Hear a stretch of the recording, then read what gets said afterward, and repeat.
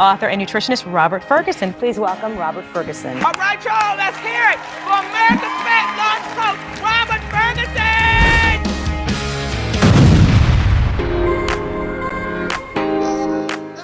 Hey, this is Roberto Lorenzo Ferguson, aka Robert Ferguson, and I want to say hi. I am your nutritionist, and I share because I care. And I'm going to share something with you today. I just think it's gonna freak you out a little bit, because we're going to talk about a new study that just came out, and this study is so interesting to me because it's another demonstration of why you probably don't want to be consuming a lot of sweeteners.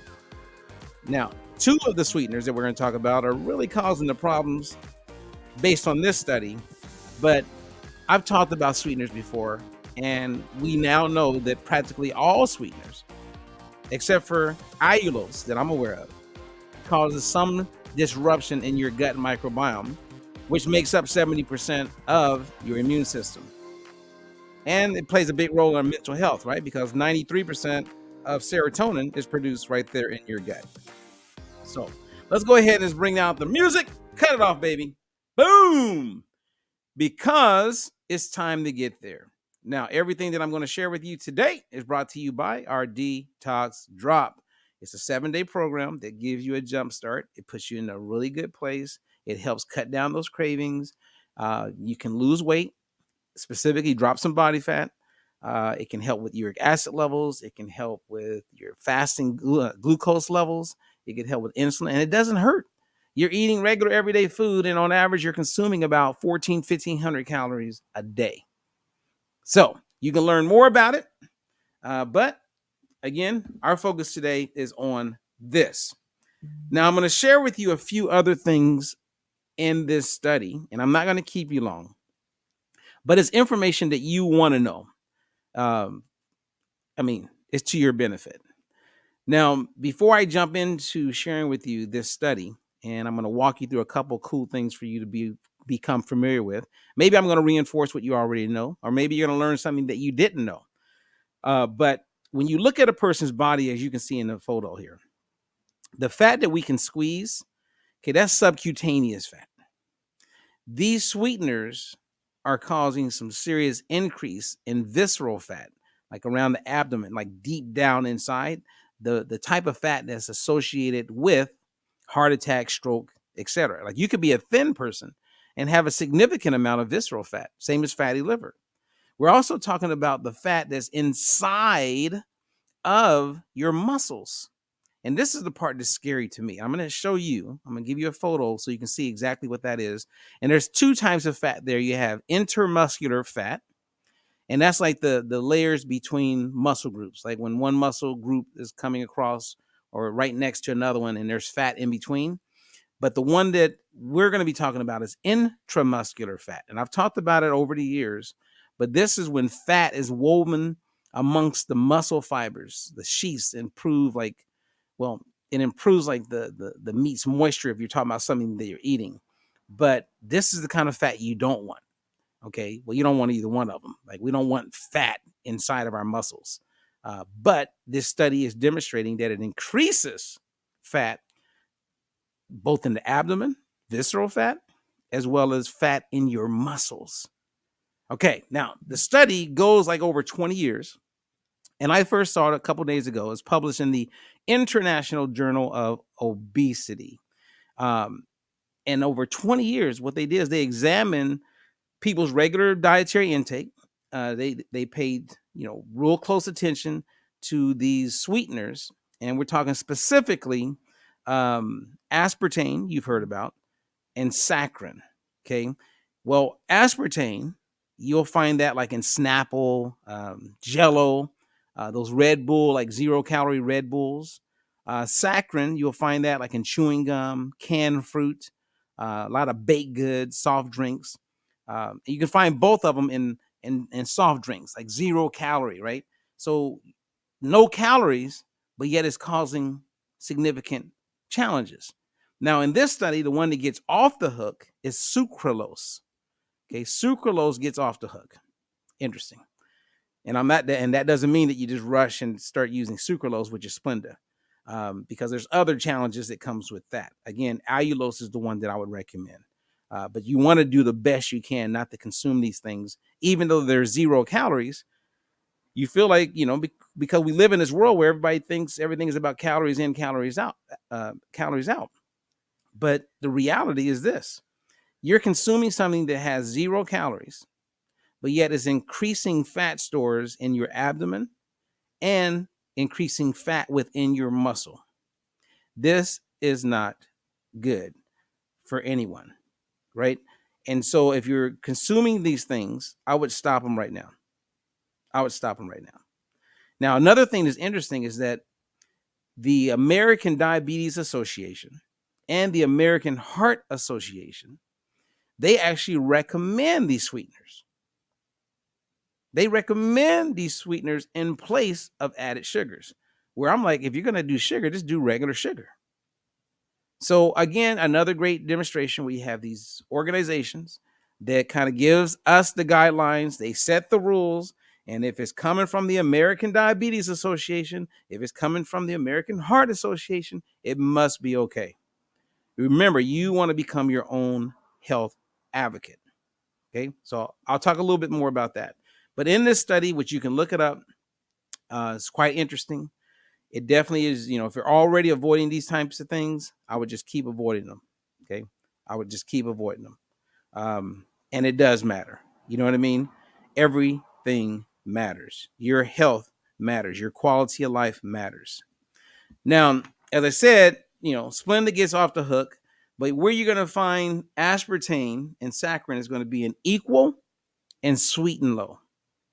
Okay, so again, remember those words: saccharin. That's what makes up equal.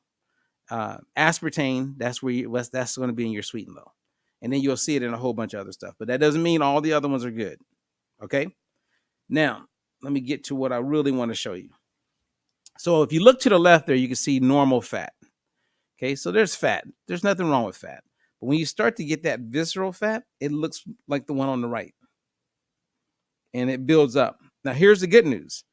You can reverse and get rid of visceral fat. Now, I was at the fair and I saw people walking around eating a whole bunch of stuff that 100% contributes toward visceral fat. Ooh, they just don't know what's happening. So why not do something about it now instead of just letting it fester? Now, the one thing I want to show you up at the very top, you can see on the left, it points at intermuscular fat, right? So when you look at a steak, that's like the fat that's kind of like in between, the various muscles. The intramuscular it's the marbling that's inside of the muscle.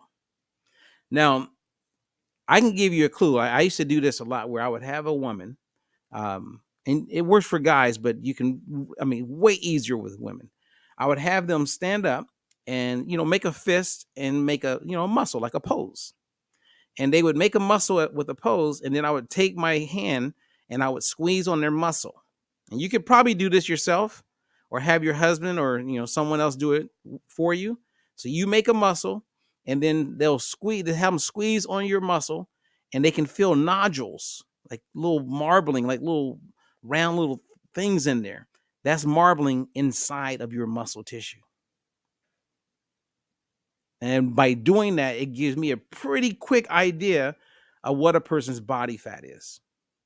So remember, intramuscular, it weaves itself inside of the muscle fibers. Not good. Okay, not good. And you can reverse it. This is another reason why you want to be active with activity. You want to lift weights because as you're working those muscles, it helps the fat from lumping up and getting stored inside of the muscle. If you're not working that muscle and you're eating and not really taking care of yourself, then not only are you going to have subcutaneous fat and visceral fat, but you're going to have fat that gathers inside of the muscle. And that interferes with signaling. That hurts your mitochondria, your ATP, like that battery cell starts to go down. and then you start to not really want to exercise. You don't have energy to exercise. You're like, it's hard. It's hard to get going. Everything just spirals downward, which is not good. And again, this is not my opinion. I'm sharing with you a study that says it all. I mean, it definitely will give you additional reason to avoid these sweeteners and don't fall prey to the trap of 0 calories actually means something, because it doesn't. Not long ago, the World Health Organization, and I talked about this, they actually came out and talked about the health risks of aspartame.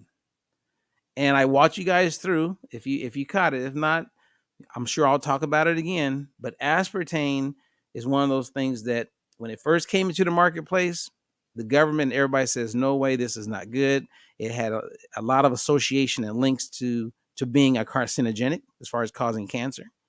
Then Canada was the first to make it available through the food supply. A couple years later, America decided to jump on board because, it was all about the lobbyists, right? It's all about making money. And fast forward, a lot of companies started and then they pulled out, then they came back and then they pulled out. I just wouldn't do it. So put on your label detective hat, my friends, and do yourself a due diligence and avoid these sweeteners. If you're going to consume some sugar, eat some sugar. I don't have a problem with sugar.